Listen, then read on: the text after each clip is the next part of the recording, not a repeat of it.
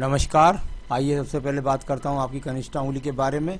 कनिष्ठा उंगली ज्ञान की उंगली, बौद्धिक क्षमता के लिए, भाषा शैली के लिए बहुत ही सुंदर स्वरूप आपकी सारी उंगली का।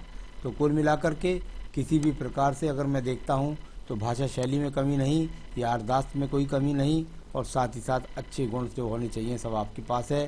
थोड़ा उंगली की लंबाई छोटी है, ऊपर से सूर्य की पहली उंगली के कट तक नहीं पहुँची, और गहराई भी ज़्यादा है।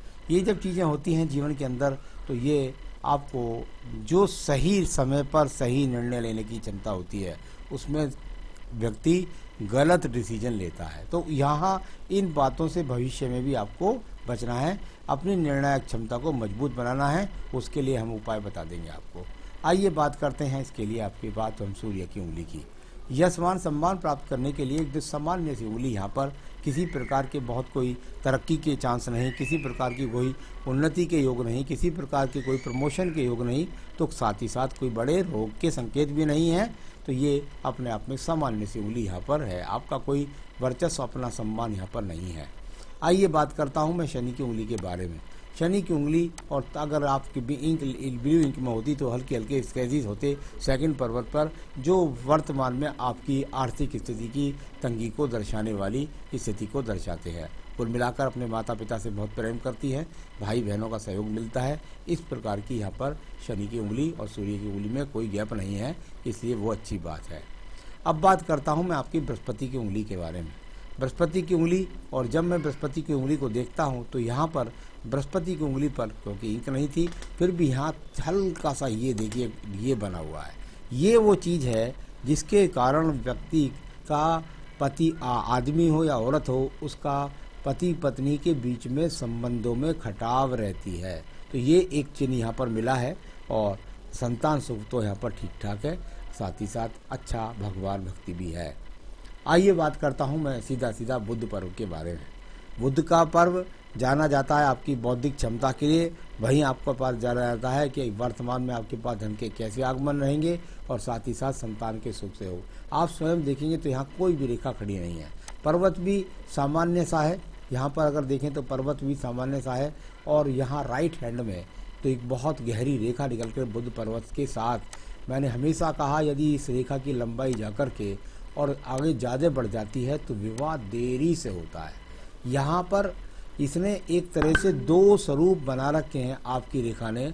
यहाँ आपका एक तरह से यहाँ विवाह रेखा लंबी गई तो आपका बुद्ध पर्वत पर, तो जब विवाह रेखा बुद्ध पर्वत पर लंबी जाए तो विवाह देर से होता है। साथ ही साथ इसमें से टूट टूट कर हृदय रेखाएं भी जा रही है, जो अगली हृदय रेखा तक मिलती है।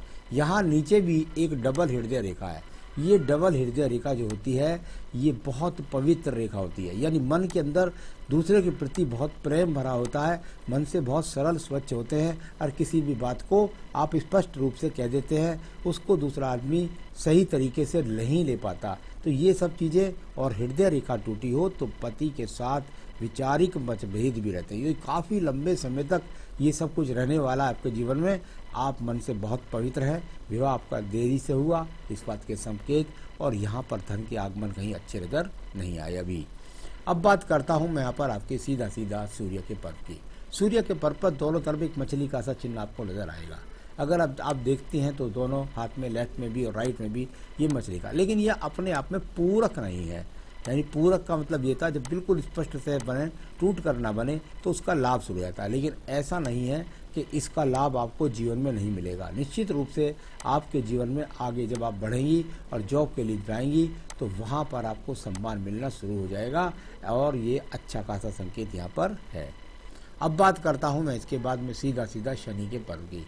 शनि का पर्व जहाँ जाना जाता है आपके जीवन के अंदर अच्छे धन के आगमन के लिए, जहाँ जाना जाता है भाग्य की स्थितियों के लिए, अभी वहाँ पर ये सूर्य से एक रेखा निकल करके बृहस्पति पर्व को जा रही है।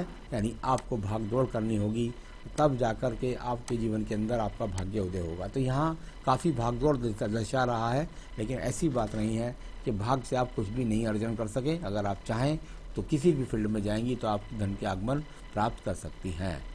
अब बात करते हैं हम आपके यहाँ पर बृहस्पति के पर्व की।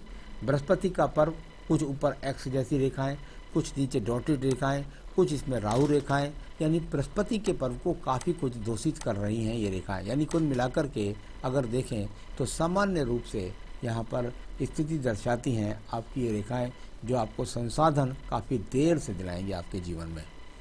इसके बाद बात करता हूँ मैं यहाँ पर सीधा सीधा आपके जो है यहाँ बुद्धि रेखा के बारे में। बुद्धि रेखा से पहले मैं मंगल रेखाओं को ले लेता हूँ, जिनको कर्म रेखाएं बोलते हैं। कर्म रेखा यदि हाथ के अंदर ना हो तो ऐसा होता है कि व्यक्ति अपने आप में जो है किसी भी काम करने उसका मन नहीं लगता है। ये कर्म रेखाएं आपके पास हैं। पर्वत जरूर दबा हुआ है। जब पर्वत दबा हुआ हो तो कर्म साथ नहीं देता। तो पर्वत दबने के कारण कर्म रेखाएं यहाँ साथ नहीं दे रही है। यहाँ पर इस प्रकार की स्थिति है। और बुद्धि रेखा की यदि बात करता हूँ तो बुद्धि रेखा देखिए शुरू में जाकर के थोड़ा सा एक हल्का सा दीप बना करके चलती है, और उसके बाद में ये रेखा वो अपने आप में जाकर सही चलती हुई थोड़ा मंगल को देखती है, कुछ नीचे डिप्रेशन का। ये जब नीचे एक लेयर लग जाती है तो ये जो होती है एकदम अचानक से दिमाग खराब हो जाता है, कुछ सोच नहीं पाते, उस समय झुंझलाहट में कुछ कह भी जाते हैं। तो ये स्थितियां होती हैं तब आप कह पाते हैं, वरना आपका अपने आप में नियंत्रण है, आप मन से बहुत अच्छे हैं। इस प्रकार को दिखलाने वाली यहाँ पर आपकी ये बुद्धि रेखा भी है। अब बात करूँगा बुद्धि रेखा के बाद में सीधा सीधा मैं यहाँ पर आपके द्वितीय मंगल पर्वत की, जहाँ जो रेखा थी ये द्वितीय मंगल पर्वत पर ये किसी प्रकार की, अगर आप समझ रहे हैं कि ये कोई मुकदमों की रेखा है तो ये कोई मुकदमों की रेखा नहीं है। साथ ही साथ यहाँ पर मन पवित्रता की रेखा है, और मन की पवित्रता सुंदर है आपकी, वो मैं आपको बता ही चुका हूँ। द्वितीय मंगल पर्वत पर कोई झगड़े के झंझट के मुकदमे के योग नहीं है। यहाँ पर बात करता हूँ चंद्र पर्वत के बारे में। चंद्र पर्वत जाना जाता है आपकी स्थितियों के लिए, आपके मन के अंदर क्या चल रहा है। ये स्थितियाँ यहाँ पर हैं, कुछ बेचैनी दिखलाती हैं, थोड़ा सा दीप बना करके चलती हैं, यानी आप मन से कुछ अपने आप से प्रसन्न नहीं हैं, और यहाँ पर बहुत बेचैनी चंद्र पर्वत पर दिखाई देती है। केतु पर्वत पर छोटे छोटे चिन्ह हैं इस तरीके के, जब हों तो ये थोड़ा सा रोग के प्रति, कोई बहुत बड़े रोग की बात नहीं कर रहा हूँ, जो अब महिलाओं के रोग हो जाते हैं, इस तरह के रोगों को दिखलाने वाली ये केतु पर्वत से रेखा है। यहाँ से एक रेखा ये इस तरह से चलती है, ये बौद्धिक क्षमता के लिए रेखा है, इसका मतलब किसी व्यापार से नहीं है। यहाँ कुल मिलाकर शुक्र पर्व से रेखा है। बुध पर्वत के लिए जगह देखें तो व्यक्ति अपने जीवन के अंदर संसाधन पाने के लिए बेचैन है, इस तरह की स्थिति है, और भाग दौड़ कराएगी। थोड़ा स्वास्थ्य का भी ध्यान रखना है। आइए हृदय रेखा को देख लेते हैं, भाग्य रेखा को देख लेते हैं। भाग्य रेखा यहाँ चलती है सीधा सीधा केतु इन पर्वत से थोड़ा सा ऊपर नीचे जा करके। यहाँ इस प्रकार की स्थिति हो तो परिवार से सहयोग मिलता है, एक तो परिवार से सपोर्ट मिलती है, साथ ही साथ भाग्य रेखा आपके साथ है। यदि आप उसको कर्म में बदलना चाहें तो जब चाहे आप जॉब ढूंढिएगा, आपको मिल जाएगी। ये भाग्य रेखा ऐसा भी बताती है। तो ये भाग्य रेखा भी आपके पास है। अब बात करूँगा इसके बाद में सीधा सीधा आपके शुक्र पर्व की बात। शुक्र पर्व कुल मिलाकर के यदि देखें तो यहाँ संसाधनों के हिसाब से अगर मैं देखता हूँ तो सामान्य रूप से सभी संसाधन आपके पास में मौजूद हैं।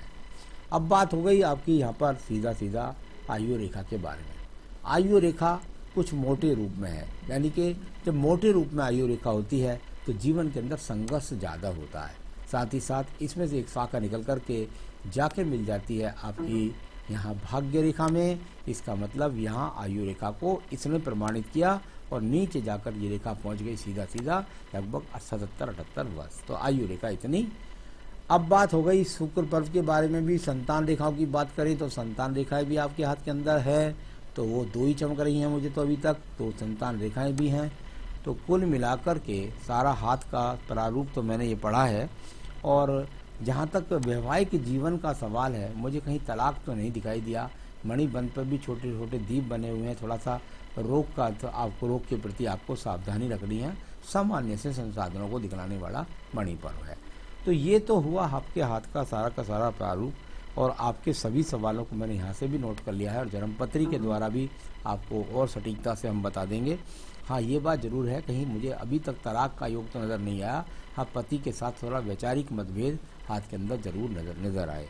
तो ये तो आपका हाथ का प्रारूप बताया। आपका बाकी हम जन्मपत्री में उपाय भी बता देंगे, और आपके सवालों को यहाँ से भी नोट कर लिया है, और उन दोनों की सटीकता के अनुसार हम आपको टाइम टू टाइम बता देंगे। नमस्कार।